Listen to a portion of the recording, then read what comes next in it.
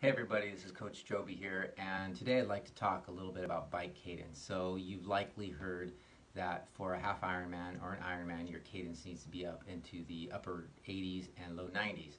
And while that's true for some people, it's definitely not the case for all people. And in fact, so many of the athletes that I've worked with over the last 7, 8 years have posted faster and better bike times, not only better bike times, but faster runs, riding at a lower cadence. And so before I get into the reasons why this might be beneficial for you, I'd like to give you a short test that you can do at home on your trainer that will help you determine what your ideal cadence might be.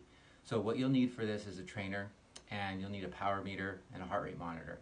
And your goal is to ride at about a zone 3 effort. So whatever that might be for you, just hold your power at zone 3 across all 3 intervals. And be sure and give yourself time to recover between each interval. Make the intervals about 10 minutes long, and give yourself a good 5 minutes of really easy riding in between each interval. And what you want to do is you'll want to hold the same power. So let's just say 185 watts is your zone 3. You want to hold 185 watts across all 3 intervals. And what you'll want to do is lap each interval and ride at different cadences for each interval. So you can take a range of cadences, 3 different ranges. So you can start high or you can start low. So I would start high, say 88 to 92, and then do the next interval at 80 to 86, and then you can do the final interval at 75 to 80. Just pick a range and pick 3 different ranges that are realistic. You don't want to go too low. You don't want to go into like the 50s and 60s.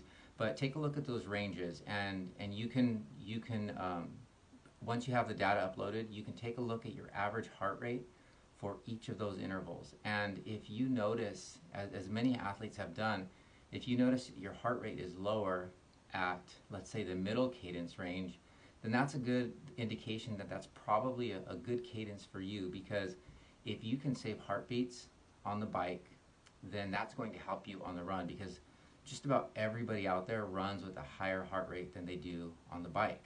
And so if you're able to save heartbeats for the time when you're going to need it most, which is on the run, that's going to make you more effective when you get to the run.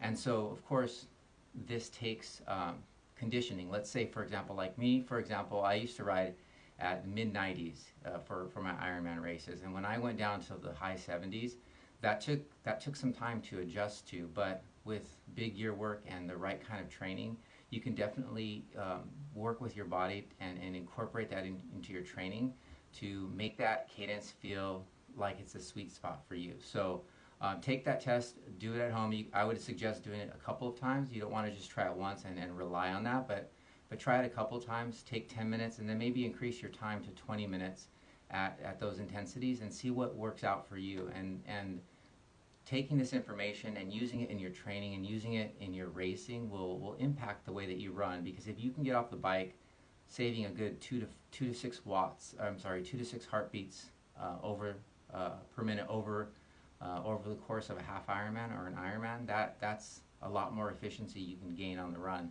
So take this test, try it out at home, let me know how it goes. If you have any questions, post them below, and I can answer them and get back to you as soon as possible. All right? Have a good one, and happy training.